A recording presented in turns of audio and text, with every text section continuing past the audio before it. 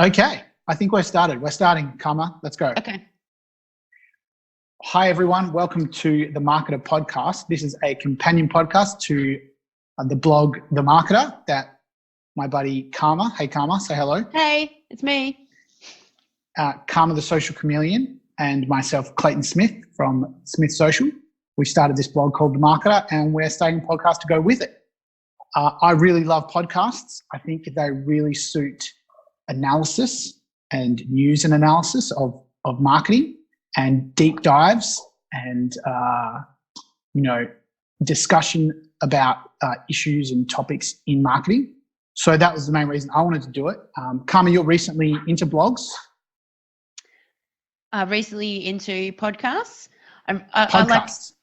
I didn't really get them at first. I wasn't really a fan. It was annoying to find them because I'm on Android, so you have to have an app, and I sort of just thought it was a little bit too hard.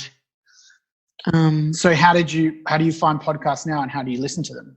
Well, so then I found one on Spotify, which didn't used to have very many, but there seems to be a lot more choice there now. And I found the TED Talks channel, TED Talks podcast, and I just thought it was fascinating. The first one I listened to was about how the Earth and the Moon have the same DNA, and I remember I called you afterwards, and I was like, I listened to a whole podcast. Because I wasn't really into it, but I'm converted. I love that one. Awesome. There's something special about audio only. We have your hands free. It really is. Yeah, that too. Yeah. That too. All right, well, let's get into our first episode of the Marketer Podcast. We're going to start off with discussing a news item. Yep. So this came out last week, I think, and it's about Cheeky Monkey Brewery. Okay. And the rebrand that they just did. Did you hear about this? No. Okay, so tell us what happened. The Alcohol Beverages Advertising Code Scheme Adjudication Panel, right? So that's the ABAC for short, upheld a complaint on the 2nd of May that suggested the brewery's packaging appealed to minors. Oh, I think I did see this. Yeah, I remember showing you the branding. Oh, okay. So I definitely have seen it. And we weren't massive fans of the rebrand. Oh, yes. Right, but then a complaint has been made, and as of June 11, like this is news from June 11. So last week it was too play school. Yeah, it was too childlike, which is super interesting. The title of this article is ABAC finds against another craft brewery. So this isn't the first time. I'm just reading this off an article on brewsnews.com.au. So check it out if you like. We'll put the link to it in the show notes if you'd like to. So, yeah, what do you reckon? It's a very interesting move. I wouldn't have thought that just branding alone would be able to get a company in hot water. But I do, obviously the liquor laws in Australia are really strict, especially in WA. So I guess that's really, it sets a really interesting precedent. Well, not precedent if it says that that's another. So it'd be interesting to see what the other ones might have been. Yeah, good one. Yeah, I'm not too sure I like this. I don't know how you can say that that packaging, especially when the people who are like children aren't really going into bottle shops, and like these products aren't sitting next to kids' products on a shelf anywhere. Well, that's you what know what I mean. And they can't purchase them. Well, that's what I'm saying. You'd think you'd need more than just branding alone, and I wonder if there was more to it than purely the branding, because obviously, well, you would assume that it would take into account the messaging and the fact that, you know, there were all the disclaimers put on the products and that kind of thing that would make you, you know, make them compliant. So I'm really intrigued to find out more about that, and I will flick me that the link, and I'll check it out as well because it's really fascinating. We should put it on our Facebook page. Yeah, so Cheeky Monkey has dealt with this before when the ABAC upheld a complaint over naming of a beer type. So they did a limited edition beer that was a Berliner Weiss. It's kind of like a wine style beer. And they called it Rye, R-I-B-E-E-R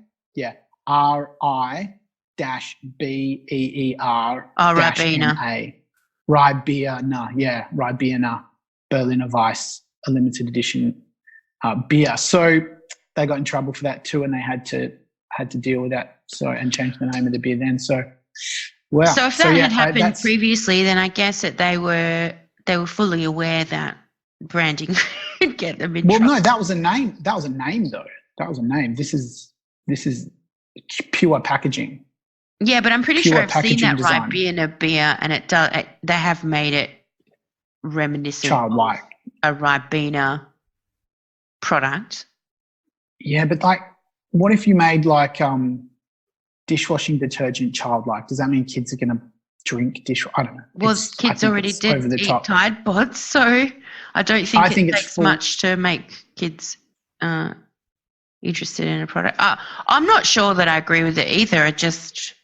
I think it's kind of bonkers, and I think I don't know what they're doing. So great, let's leave that because we both disagree with that call, which is interesting. So let's move on to another item of news. So I recently watched the doco that just dropped on Foxtel, and it's by HBO, of Theranos and the founder, Elizabeth Holmes. Did you hear about this? Yeah, you told me about this. Yeah, oh my God, it's an unbelievable story. Theranos was a giant startup worth I think $8 or $9 billion that was built to it was the brainchild of the founder, Elizabeth Holmes, who dropped out of Stanford when she was 19 and started building a company that was going to revolutionize blood testing.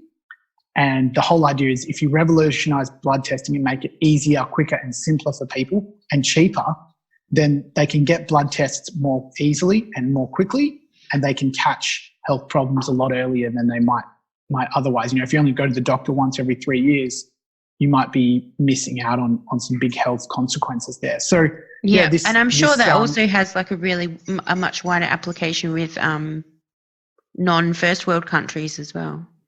Exactly. So it was she built this company. They had 700 staff. They had $8 billion, $9 billion valuation. They had incredible people on the board like Henry Kissinger and 4-star generals, and it was just a staggering size of this startup. And the whole point of the story, though, is that it was basically based on a lie, that she could not create the tech and get the tech working, but she kept selling and kept getting investment until finally it all fell down into a heap. And so the court case is only going to start, I think, this year or next year. But yeah, so billions of dollars, $400 million of investment, and basically one big house of cards. Now, why this is relevant to us and any other marketers and marketing lovers out there is that I think you could make the argument that she built an $8 billion company on marketing alone. Yeah, well, she was a fake influencer. It was actually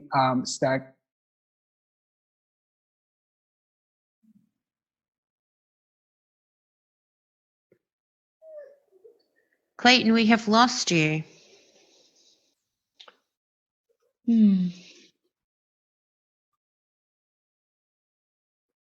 Are you back?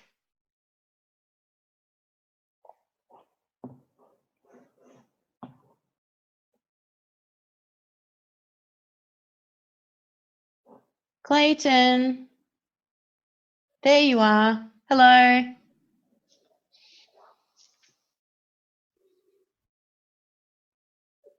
No, we've got no sound. Okay, I'm back. Okay, you're back. Okay, sorry. Welcome back. Me. Somebody called me. Yeah. Okay, well that's good. So we know that when you receive a phone call. But I hit the wrong button. Oh, okay. I hit the wrong button. So anyway, sorry, I'm back. So anyway, she was a massive house of cards that I think was built on marketing. I think it's actually a testament to how powerful marketing is. She did the keynotes, she did the interviews, Personal she convinced the biggest people in like the investment world that she had created or that she was very close to creating and achieving a little box that could revolutionize blood testing. So, yeah, what do you reckon? Do you think marketing is that powerful? Yeah, absolutely. I think that she would have had to have an amazing personal brand to have pulled that off. Yep. Because getting that amount of money in investment means that you've swindled a bunch of people, and a couple of them might be dummies, but the whole lot of them aren't going to be. So some savvy people have given you money, and they're not going to do that for nothing. They would have thought that they were going to make money out of it. So I actually just watched the movie, and the title of it has flown out of my brain. But what is it? It was the one about they put an internet cable down to try and get a faster signal from the stock markets. Oh yeah. I don't think I watched that one. It's kind of similar. Like the guy went to hit an investor and said that they could make it 16 nanoseconds or whatever it was, and they couldn't. They didn't know how to, so they had to work it out. And then I won't tell you the end because spoiler alert. But it's a crazy world out there, the investment world. Like this isn't 1975 when it was easy to swindle people. Like this is literally from like 2009 to now. Yeah, you would think it would be people's. If you're a investor, that it would be either your job or someone on your staff's job to vet these people, and a quick Google should have been able to give you all you need, I suppose. And it brings up some other really interesting issues, like was she a sociopath from the beginning or did she become a sociopath? So she was definitely a sociopath? I think she became a sociopath. It's like the lie got so big and the pressure was so big to deliver. And it was actually also super interesting that so the whole thing was based on creating a blood test, being able to do 200 blood tests in the size of a desktop tower in a box, this box thing that she called the Edison.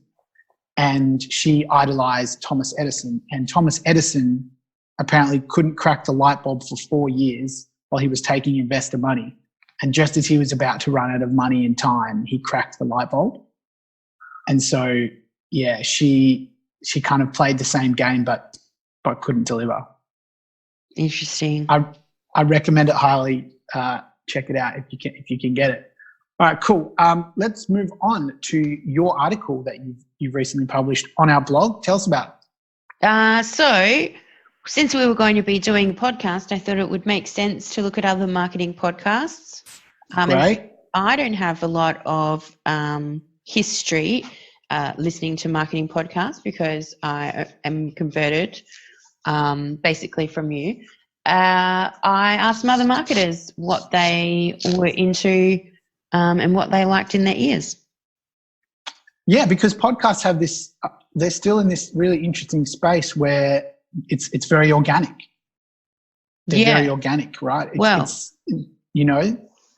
Yeah. What I found interesting was that it was so, the offerings were so diverse. So there's a lot of podcasts where there's a single host and they talk about different subjects all the time, or they talk about the same subject all the time, and it's very learning focused. They're like learning units. Or there's one where there's still the single host, but then they do a lot of interviews to keep it interesting. Interview-based ones, yeah. Yeah, and then there seem to be a lot that were hosted by two people, and then they've obviously... Because you actually went through and listened to the podcasts that people have suggested. Yeah, so... it's legit journalism, Carma, legit. Oh, thanks. I figured that if I was going to put them into the article... I'd have to listen to at least a little bit of them. Not all of them were my cup of tea. But I did listen to like at least a couple of minutes of an episode of each one before I included it. Yeah, well, because, that's your due diligence, I guess. But it was really interesting to see the range of what's out there. There's the very low production casual versions, and then there's the very, like, what do you call those sound things? Stingers. Stingers, yeah. Yeah. Then there's ones and lots of like FM radio, like it's FM radio. Yeah, sound effects and stuff, and a lot of product placement, sponsorship type interruptions. And how do they monetize as well? Is a super interesting subject. Well, it was really interesting as well, listening to the one I chose to listen to of from Tim Ferriss. He's you've probably heard the name, but in case you can't place it, he's the author of that 4-Hour Working Week, or 4-Day Working Week. Not really sure, actually. Anyway, it's bestseller, and he's very famous.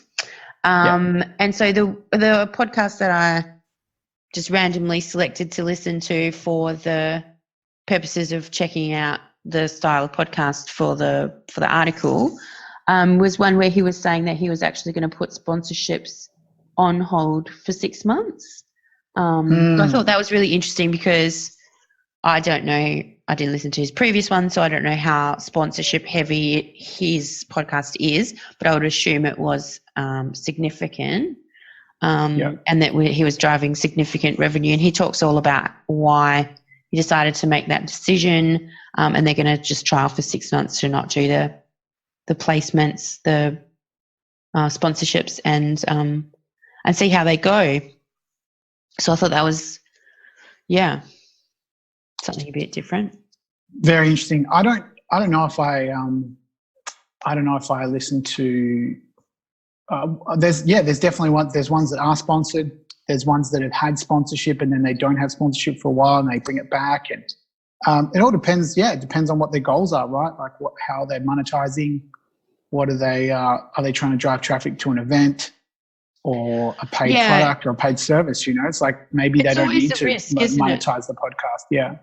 I think it's always a risk. I think it's the same with doing sponsorships on social, that if you've got a great following who really like whatever it is that you do, whatever you're posting about, and then all of a sudden you're pushing shampoo, that really limits the people that are going to be attracted to your account, in my opinion, because they know that you're selling shampoo, and But if you, if you're a hair expert, it would make sense, right? So alignment, relevance. Sure, but it still changes the nature of the content. So instead of say you are a hair expert, and then you're approached by a shampoo company, and then another shampoo company, is everything shampoo now? I just think it really changes why. I don't know why you would want to follow an account that continuously serves you up ads. I think it's a really delicate balance, and I guess there's probably influencers that do a really good job of it, but I don't know. I think for me, it's not the sort of account that I'd want to follow. And I think that it's the same risk that you take with sponsorship, is that at some point, like you're interrupting the message to send another message, and unless that aligns, I think, in the real world, like you said, with an event or something tangible, I don't think people really want, like, we don't want ads. We don't like ads. That's why ad blockers exist. Yes and no. I think the problem with ads is always relevance, and same when you're doing sponsorships or anything else. If it's an irrelevant, so not only relevance and quality. So if it's an irrelevant ad that is bad, it's going to hurt. But if it's relevant and it aligns with your brand and your listeners, and it is a product or service that your listeners will value, I think that'll work fine. Yeah, people are willing to have ads for free content. Like, everybody understands it and everyone's cool with it. I agree with you, but I still think that it takes away from the reason that they chose to listen. In the case of a podcast, if I'm listening to this particular podcast episode because I want to know what the marketer's new podcast is about, and then it keeps getting interrupted by product placements and absolutely whatnot, if it completely ruins the user experience, it's over. So that's why I mean it's just quite a fine balance. I think you have to get everything right, and you have to be really savvy with your audience to be able to pull it off long term. Absolutely. I think TV has demonstrated that people will deal with it even if it's crap ads. All right, let's move on to our last topic. Yeah, what have you been writing about, Clayton? I have got an article in my continuing series called The Song Remains the Same. So that's where I break down an ad from back in the day. And I just love looking at old ads. That marketing concepts are not new. Most of them are not new at all, and it's super fun to look back at the ads and see how they still relate to today. This one, have you got it up? Have you got it up so you can have a look at it with me? No. Okay, so you get that up, and I'll tell the listeners what we've got, what I've got here. So this is an ad from the Popular Mechanics magazine. So it's a print ad. It looks like a full pager. Popular Mechanics.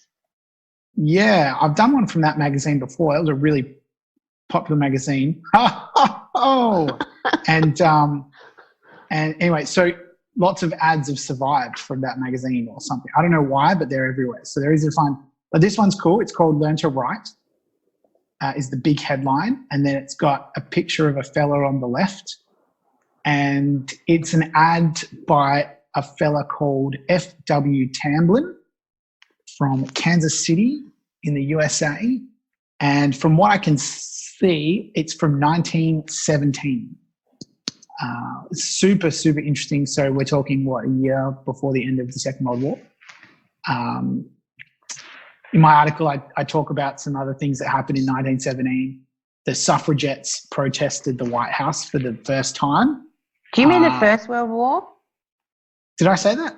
No, you said the Second World War. Oh, I meant the first one. Sorry, First World War, of course. That's okay. I was just getting really confused. A Coke cost 5 cents in 1917. And Australia had a second referendum that year about World War I conscription. A second one. So super interesting time. And this ad is right from them. So anyway, the ad is about learning to write, and he will teach someone how to write with a book and do sessions. I think you go to his house. Oh, okay. So what you mean is penmanship. Teach them physically how to write, not copywriting. Okay. Sorry. Yes. Yep. This is penmanship. Yes. Yep. Absolutely. So I really love it. I'll put a link to this blog post in the show notes so you can have a look at the article. It's really old school, but there's a heap of stuff I like about it, right? Number one, I find the big headline, Learn to Write, is actually really hard to read, which is pretty funny, right? So it's in big, like massive cursive, old school cursive handwriting. But isn't that what he's really hard to read? Is beautiful penmanship? Yeah, which I find hilarious. And so his offer is I can teach you at home during spare time. And then he's also got like what I think is it a picture of him, or is that a drawing? I can't really tell. I honestly don't know. I don't know. So let's say it's a photo of him and then it's been cut out and he's pointing.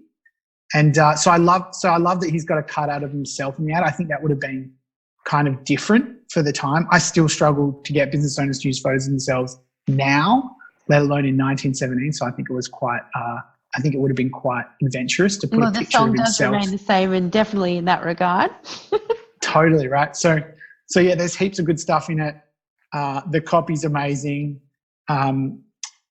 Before and after. And yeah, so at the very middle of the ad is a before and after of penmanship, which I really like. So the customer has written, "This is a specimen of my business writing before taking Professor Tamlin's course in business writing, July 6th, Clarence P. Weber." And it's, kind of higgledy-piggledy and awful. And then just below it is another sample of Miss Weber's writing. And it's a lot clearer and cleaner and a very good testimonial as to Mr. Tamlin's quality handwriting courses. So I really love he's got a big before and after in there. Yeah. And he's also squeezed into this a offer for a free book. So a nice lead generation magnet there, which is super fun. So that song also remains the same? Yeah, the lead gen continually stays the same. So we're up to, at least 100 years of that one, of lead gen to get people on the mailing list. So that's fantastic. And so that blog will be out there. Check the link in the show notes for The Song Remains the Same. It was super fun. Yeah, I love the cursive. It's I actually find the after harder to read myself, but so do I, which is also funny. Yeah. Teach you at home during your spare time. Nice one. Yeah. I love how you find on these old marketing, these old ads and it's so fun. It's really, really fun. I really enjoy it. Yeah. Cool. Well, I think that's all we've got time for today. Okay. Good job, Carma, on our first episode. Go team, go us. Good job, Clayton. Go team marketer. Subscribe, hit the subscribe button if you enjoyed this. We've got plenty more to come, and head over to the blog and subscribe to that. And you'll get email updates about the podcast and about our articles coming out and any events we're doing. We may have an event coming up. Is that correct, Carma? Yeah. So I'm about to push go on an event for our Perth marketers, which is a bit different to a regular marketing event. So please stay tuned for Grill the Marketer. And if you are at all interested in marketing or anything that we've done before together or separately, it will definitely be a fun night. I can't wait. What is it? What are we doing? Oh, right. So we are doing, we called it Grill the Marketer because we were sick of hearing about people who'd attended marketing events and really all they wanted to do was have their question answered, and it's really the only thing they didn't get out of it. So it's we're doing a live Q&A. Yeah, so you get to ask us your marketing questions and we'll answer them live. Simple as that, right? Yeah, simple as that. And I'm really excited. It's a bit of a risk and I'm really excited to listen to what people ask us. Where is it? It's at Percy Flint, which is in South Fremantle. South Fremantle. Freo. Tickets are cheap. Tickets are cheap. You get a drink on arrival, and there's going to be a beautiful grazing board. So there's nibbles, and basically just come and say hello and ask us your marketing questions. Great. Yeah. Fantastic. Can't wait. It's going to be super fun. Super fun. Cool. All right. So go team marketer. Thanks so much, Carma, and I will talk to you next time. Okay. Bye. Bye.